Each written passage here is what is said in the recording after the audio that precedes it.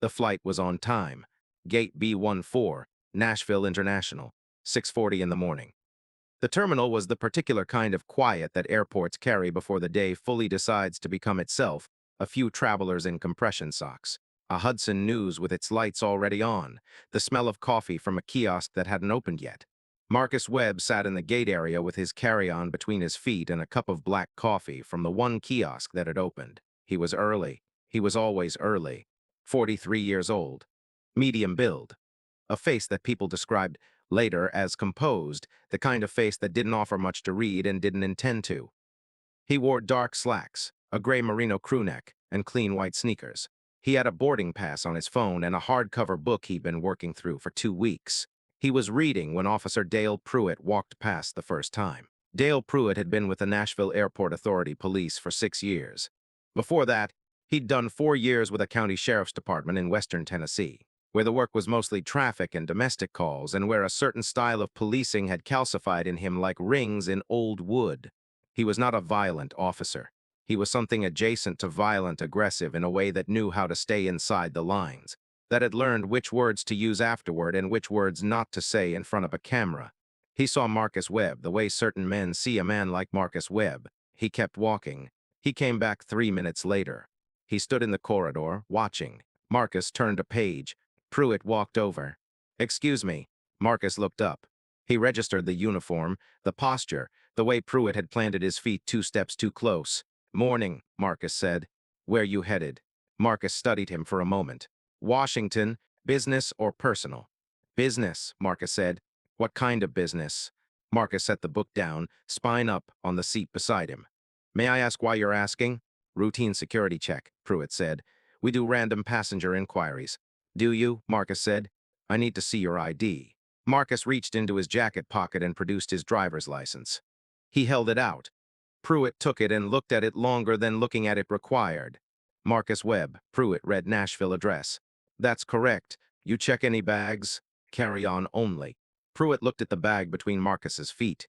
It was a standard black rolling carry-on, the kind that fit in every overhead bin, unremarkable in every possible way. "Mind if I take a look at it?" Marcus paused. "You want to search my bag?" "Just a visual check." "Based on what?" Pruitt's expression didn't change. "Sir, this is a security screening procedure. If you'd prefer I get TSA involved." "I'd prefer you explain the basis," Marcus said. His voice was even, not confrontational precise. Pruitt stepped closer. "I'm going to need you to stand up," he said.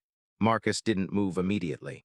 He looked at the officer with an expression that was not fear and was not anger. It was something steadier than either. The expression of a man who has been in this exact position before and has always been, careful about what he does next. He stood. "Turn around and face the seats." Marcus turned. "Hands behind your back." The click of the handcuffs was very loud in the quiet terminal. 3 people at neighboring gates looked up.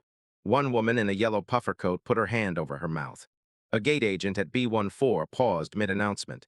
"You're being detained for questioning," Pruitt said, his hand on Marcus's arm. "Step this way." Marcus said nothing. He walked. They put him in a room. It was a small room off the main security corridor, used for secondary screenings.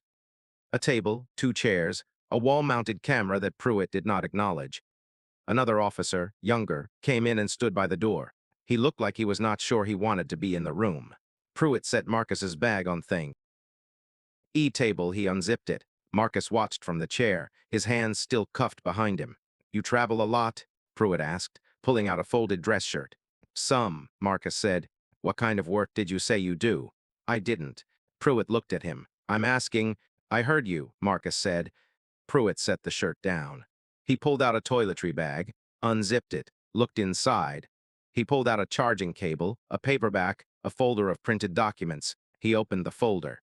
Inside were what appeared to be briefing documents, dense, formatted, government issue in their aesthetic. Pruitt's eyes moved across the first page. He didn't understand what he was reading. He put the folder back. "You got anything in here you want to tell me about?" Pruitt asked. "No," Marcus said. "Nothing unusual?" "Nothing I'm going to find that you want to get ahead of." "Nothing," Marcus said. Pruitt zipped the bag. He turned to the younger officer. "Go get Rodriguez. Tell him we've got a detention in secondary." The younger officer left. Marcus looked at the wall. The camera's red light blinked steadily. What Pruitt did not know about Marcus Webb began with a single fact and expanded from there the way certain facts expand when you start pulling on them. Marcus Webb had been a senior analyst with the Transportation Security Administration for 11 years. That was the job he'd told nobody in that terminal, because it was not a job he discussed in airports, for reasons that were practical and had nothing to do with modesty. Before TSA, he'd spent 7 years with Customs and Border Protection's National Targeting Center. Before that, he'd completed a master's degree in security studies from Georgetown and a research fellowship with the Department of Homeland Security's Office of Intelligence and Analysis. He held a top-secret SCI clearance. He had been cleared at that level for 16 years. He traveled, on average, 40 weeks a year. He had been in this airport, Nashville International, more times than he could count. He knew its layout, the way he knew his own apartment. He was on his way to Washington for a quarterly review with his office. He had a 9 o'clock meeting at DHS headquarters on Nebraska Avenue. His supervisor was expecting him. His supervisor's name was Deputy Director Constance Hale. When Marcus did not board the 6:40 flight, the airline flagged his reservation at security's request. The flag reached TSA's Flight Operations Center. The Flight Operations Center ran his name. The result of running his name activated a protocol. The protocol notified Deputy Director Hale's office at 6:57 in the morning. Constance Hale had been Deputy Director of Passenger Security Operations for 4 years. Before that, she'd run field operations for TSA's Visible Intermodal Prevention and Response teams. Before that, she'd done 12 years with the FBI. She was not a person who became upset easily. She became upset at 6:58. She picked up the phone. She did not call the Nashville Airport Authority Police Dispatch. She called the director of the Nashville Airport Authority directly. His name was Robert Fitch, and he was in his car on the way to work when his cell phone rang from a number he did not recognize. "This is Director Fitch." "Director Fitch, this is Deputy Director Constance Hale, DHS, Office of Passenger Security. I need you to tell me the current status of a detention your police unit initiated approximately 20 minutes ago at gate B14. Fitch pulled into a parking lot. I'm not aware of a detention," he said. "Your officer's name is Pruitt," Hale said. "He's holding one of my senior analysts in a secondary screening room. I need that resolved in the next 10 minutes. Fitch was already on his radio. The door to the secondary screening room opened 6 minutes after Deputy Director Hale's call. It was not Rodriguez who came through it. It was L in his overcoat, and he looked at the room the way a man looks at something he is going to have to explain for a very long time. He looked at Marcus, cuffed in the chair. He looked at Pruitt. "Remove the restraints," Fitch said. Pruitt looked at him. "Sir, we're in the middle of a—" "Remove them now," Fitch said. Pruitt uncuffed Marcus. Marcus rubbed his wrists. He was unhurried about it. He looked at Fitch without expression. "Mr. Webb," Fitch said. "I apologize. I'm Robert Fitch, Airport Authority Director. I want to personally—" "Is there another flight to Washington before 9? Marcus asked. Fitch blinked. "Ah, yes. There's a 7:55 United Gate C2. I'd appreciate whatever can be done to expedite boarding," Marcus said. He picked up his bag from the table. He looked at Pruitt once, briefly, with an expression that held no malice and no heat, just the calm registration of a fact case. Then he looked back at Fitch. "Your officer has been video recorded by the gate area cameras and by the room's internal system," Marcus said. "I'd recommend you preserve that footage." He zipped his bag. "I have a meeting at 9, he said. "I'll be in touch about the rest." He walked out. Pruitt stood in the room after Marcus left. The younger officer, who had never left his post by the door, was looking at a point on the wall 6 inches above Pruitt's head. "Who is he?" Pruitt asked finally. Fitch looked at him. "He's a senior analyst for the Transportation Security Administration, officer. He works for the federal agency that your department operates under." Pruitt processed that. He should have said that. He shouldn't have needed to, Fitch said. Marcus made the 7:55. He sat in the window seat, his bag in the overhead bin, the folder of briefing documents open on his tray table. He read through them methodically, marking sections, the way he always worked on flights. He did not think about the room. He thought about the meeting. He had 9 items on his agenda. 2 of them were straightforward. 3 were going to require extended discussion. The remaining 4, he had already concluded, would require a follow-up working session. He was very good at his job. He had been very good at his job for a very long time. He landed at Reagan National at 9:20. He was in the building on Nebraska Avenue by 10. Deputy Director Hale met him in the hallway outside the conference room. She was a tall woman, direct, with the economy of movement that came from years of making decisions in fast-moving situations. She looked at him in the way she always looked at him. Assessing, accurate, brief. "You okay?" she said. "Fine," Marcus said. "You sure?" "I'm sure." He paused. "My wrists are fine. Nobody was rough. That's not what I asked."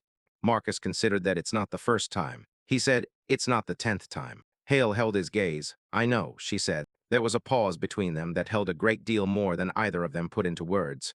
"The director wants a briefing," Hale said. "Nashville is in the middle of something. I want you in the room when we talk to them." "All right," Marcus said. She held the door. He walked in. The call with Nashville took place at 2 in the afternoon, Nashville time. Director Fitch was on the call. His legal counsel was on the call. The airport authority's head of internal affairs was on the call. The DHS Office of Civil Rights was on the call. The TSA Federal Security Director for Tennessee was on the call. Deputy Director Hale led. She was measured and methodical and used language with surgical precision. She did not raise her voice once. She did not need to. The footage had been preserved. She had reviewed it. She walked the Nashville team through what it showed, timestamp by timestamp, without editorial. When she finished, she asked Director Fitch whether the detention of a federal agent without cause, without sense in the gate area, constituted a violation of the airport authority's operating agreement with the federal government. Fitch said he believed it did. Hale said she believed it did as well. She said DHS was opening a formal review. She said TSA would be conducting an unannounced operational compliance audit of Nashville Airport Authority security procedures within 30 days. She said the Office of Civil Rights was reviewing the footage to determine whether a pattern inquiry was warranted. She said that Officer Dale Pruitt was effective immediately, suspended from all duties that involved interaction with federally regulated security zones, pending the outcome of the review. She said this was the beginning of the process, not the end of it. She asked if there were questions. There were no questions. She thanked them for their time. She ended the call. The internal affairs investigation that followed was thorough in a way that internal investigations at small departments rarely are, because when the federal government is watching, the incentive structure changes. They pulled Pruitt's incident history. In 6 years at the airport authority, Pruitt had generated 11 use-of-force incident reports. 7 of them involved black passengers. 3 had resulted in formal complaints. None of the 3 had been substantiated. Not because the evidence was absent, but because the passengers had not pursued them further, and the review boards had not pursued them on the passengers' behalf. They pulled his secondary screening records. In the prior 18 months, Pruitt had initiated 63 secondary detentions on his own authority, detentions that did not originate from a TSA referral, a canine alert, or a prior flag. Of those 63, 51 involved passengers who were black or Hispanic. They pulled the footage from those detentions. A patterns analyst at the DHS Office of Civil Rights spent 3 days reviewing it. Her report was 11 pages long. The conclusion was brief. The data is consistent with a pattern of race-based targeting in the exercise of secondary screening authority. The federal civil rights referral was made to the U.S. Attorney's Office in Nashville on a Tuesday. The assigned AUSA was a woman named Kelly Park, who had spent 8 years prosecuting civil rights cases, and who read the DHS report on a Wednesday morning with the particular focused attention of someone who recognizes clean work when they see it's. She called Hale's office that afternoon. "This is solid," Park said. "We thought so," Hale said. "The pattern data is what makes it federal. Individual incidents are hard. The pattern is the case." "I know," Hale said. "That's why you built it that way." The Park was quiet for a moment. "I want to talk to your analyst," she said. "I'll set it up," Hale said. Marcus met with Ayusa Park on a Friday. He sat across from her in a conference room in the federal building in downtown Nashville. A different federal building than the one he usually worked out of. A different kind of meeting. Park had the same quality Hale had, the quality Marcus most respected in people with authority. She prepared. She had read everything. She did not ask questions she already knew the answers to. She asked the questions she needed him to fill in. He told her about that morning. He told her precisely, in sequence, the way he organized everything. He told her about the handcuffs. He told her about the bag search. He told her about sitting in the room. He was methodical. He was not emotional about it. Not because he wasn't permitted to be. He understood that, in some way, he had earned the right to be, but because emotion was not the tool for this. He had other tools. When he finished, Park looked at him for a moment. "You stayed very calm," she said. "I've had practice," he said. Park wrote something in her notes. "I have to ask," she said, "was any part of you tempted to identify that?" "Yes," he said. "There was a part of me that wanted to make it stop as quickly as possible. There usually is. But you didn't." "No." "Why?" He was quiet for a moment. "Because if I had," he said, "it would have become about who I am. And I wanted it to be about what he did." Park put her pen down. She looked at him with an expression that was not quite admiration and not quite sadness. Something between them. Something precise. "That was the right call," she said. "Dale Pruitt was indicted on 2 counts of deprivation of rights under color of law under Title 18, Section 242, in the spring of the following year. The indictment covered the Marcus Webb incident and one prior incident from 14 months earlier. A black businessman named Raymond Torres, who had been detained without cause in the same terminal, and who, after the Webb story became public, had contacted the U.S. Attorney's Office. Torres was 60 years old. He had never pursued his complaint. He had, he told the investigators, assumed no one would believe him. He testified at the grand jury proceeding. He wept once, briefly, and then composed himself and continued. The trial lasted 4 days.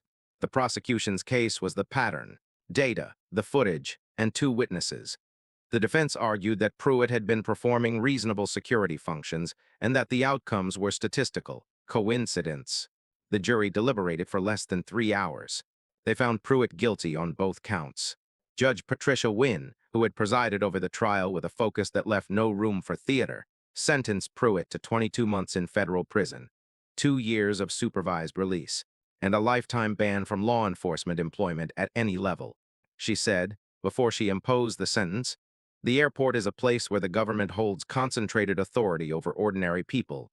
When an officer uses that authority to target people on the basis of race, he does not just harm the individuals he stops. He corrupts the system that everyone in that building is meant to be able to trust. This court's obligation is to make clear that such corruption has a cost." The gavel came down. Marcus Webb was not in the courtroom. He was in Washington. He had a meeting. Hale told him the verdict by text at 3:15. He read it. He put his phone face down on the table. He continued the meeting. Afterward, in the hallway, Hale fell into step beside him. "You should feel good about this," she said. "I do," he said. She looked at him. "You sure?" He thought about it honestly. "It's not over," he said. "This was one officer. This was one airport." "I know," she said. "Torres waited 14 months, Marcus said. He assumed no one would believe him." They walked in silence for a moment. "We have to be the reason people don't assume that," Marcus said. Hale nodded.